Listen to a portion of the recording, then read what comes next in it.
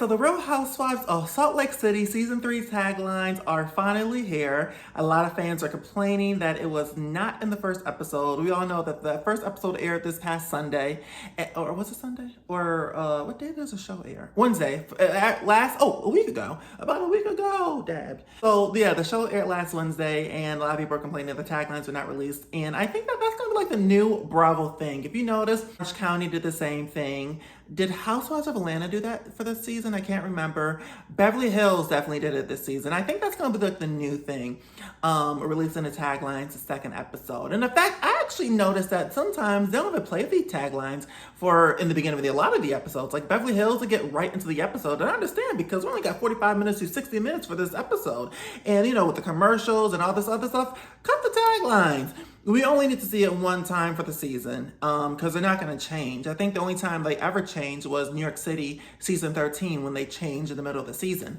But to me, I know a lot of people think that I'm into the taglines because I've been doing these tagline reviews. But yeah, you can cut the taglines. Just play them holding their little snowman, and that's all we need to see. That's like and then go right into the episode. We don't have time for the taglines. That 45 seconds could be us seeing Jen Shah getting arrested again. So unfortunately, I know you all like to see my initial Kodak reaction, but I did watch the taglines earlier today. I did post the taglines on my Instagram, my blogger Instagram page, Mr. Housewives. Follow me if you love Housewives content. I have all this information, all this tea that I sometimes drop. Yeah, so I did unfortunately watch the taglines, but I wanted to tell you who I thought had the best tagline and who I thought had the worst tagline. And it was a hard decision on who was getting the worst because they all deserve the worst. So if you haven't watched the taglines, let's watch it right now. And I'll tell you what I think after we watch the taglines. I'm fighting for my life, not your approval. No, you're guilty. I am more of a free spirit without the Holy Spirit. She's corny. Never liked her. I'll always have your back if you stop stabbing me in mine. I like her. When I take a shot, I always hit my mark. Her voice bothers me. I may be a bad Mormon, but I'll always be a good time. Her saying Mormon is going to be Kyle Richards saying Beverly Hills. I mean, we all remember my reaction to Kyle Richards saying Beverly Hills every single fucking season.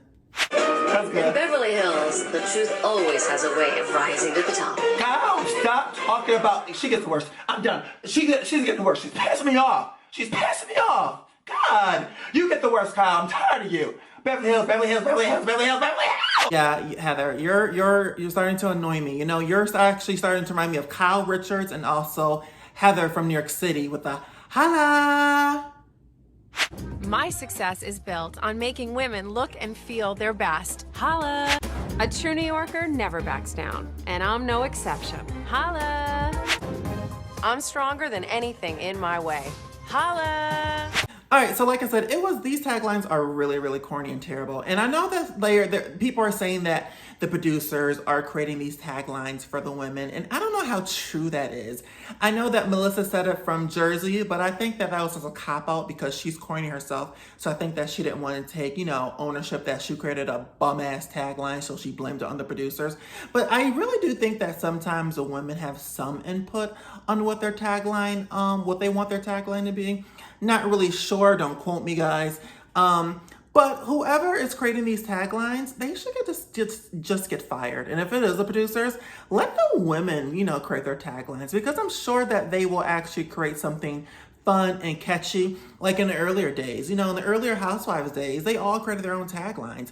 And now I feel like the producers are micromanaging their, what they should say and how they should be on the season. It's just, it's just not authentic as it used to be.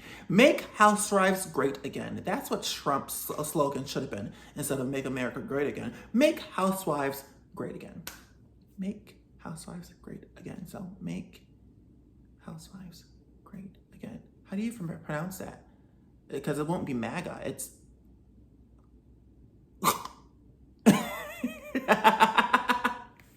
All right, so like I said, it was a tough decision, but I think I'm gonna give the best tagline to Lisa Barlow. Lisa says, "I'll always have your back if you stop stabbing me in mine." You know, I really do like Lisa. She's really, really funny. And even though Mary's no longer on the show, I said that Mary, Lisa, and Jen really did carry season 2.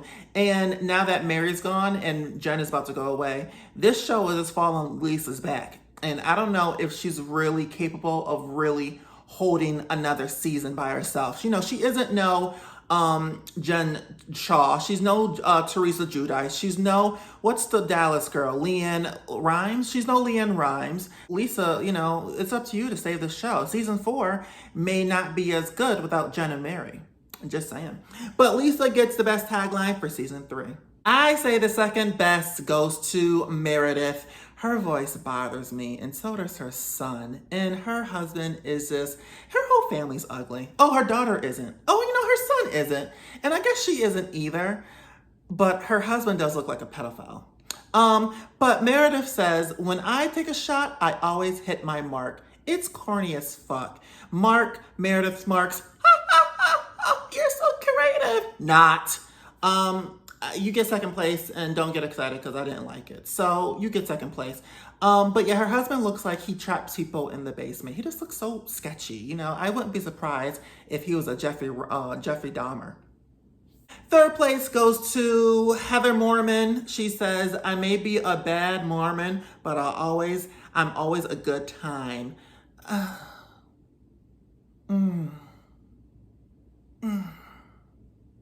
I'm making these noises because every time I look at you, you look like you're like trying to make a fart. Doesn't she always look like she's just like uncomfortable? Like she's always has like that fart smile going on. She looks so uncomfortable every time I look at her. Fourth place goes to Jen. "I'm fighting for my life, not your approval." Why are you fighting? You did the crime. Just do the time. There's no need to fight. Okay, you already pled guilty. You're not fighting. You just confessed. "I'm confessing for my life, and I don't want you to judge." That should have been your tagline. Teresa 2.0. Last place goes to Fallen Rose. "I'm more of a free spirit without the Holy Spirit." Girl, worse. Shut up. She's the corniest one of them all. I don't really like any of these women, if you don't notice. If you haven't noticed, no one's interesting. I don't care for Heather. I don't care for Whitney. Like I said, Lisa and Jen are interesting, but the other two are not. Oh, and Meredith. Meredith is this, she's just so, Lisa, I don't know. She sounds like Caitlyn Jenner. I don't like her voice. I don't like Meredith's voice. I don't care for Whitney, and I don't care for Heather. When Jen goes away, who else are we gonna watch? There's no one interesting. They're all boring. All of them. They should have kept Mary. Well, Mary quit. But they should have, you know why Mary quit? This is why Mary quit. Mary was demoted to a part-time housewife. And she said, fuck it. That's why she didn't come to the reunion. She did know at the reunion. You know, they shot the reunion 2 weeks before they started filming season 3. That's why Mary didn't show up. Because she's like, fuck it. I'm not going to be a part of this show and you demote me to part-time. I'm not doing the reunion if I'm not coming back. So you should never demoted Mary for part-time. I understand why they did it, because Mary didn't fit in within the group. She was weird. You know, she had no one to film with outside of these ladies. Like her husband was, you know, sleeping in a chair. Her son was sneaking out the house, you know, farting on people's couches. Remember she said that her son farts on people's couches? Probably with Heather, who know her fart smile. But no, they should have really kept Mary. This show will fall once Jen is sent to prison for 13 years. My opinion, you know, in my Caroline voice, mark my words. So that's my opinion for the taglines for the Salt Lake City. Who do you think had the best tagline and who do you think had the worst tagline? Comment below, guys. All right, so the Real Housewives of Salt Lake City season 3 airs every Wednesday at 9/8 Central on Bravo.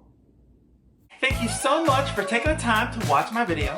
Please subscribe to my page if you haven't already. And while you're on my page, check out my other videos and let me know if you agree or disagree with anything that I said. And down below in the description area under More Marcus, I put my Instagram and Twitter information, so go follow me, guys! That way you can send me a DM for any video questions you have for me. I can't wait to talk to you all again. Mwah! Do you try on all your knives like this? I might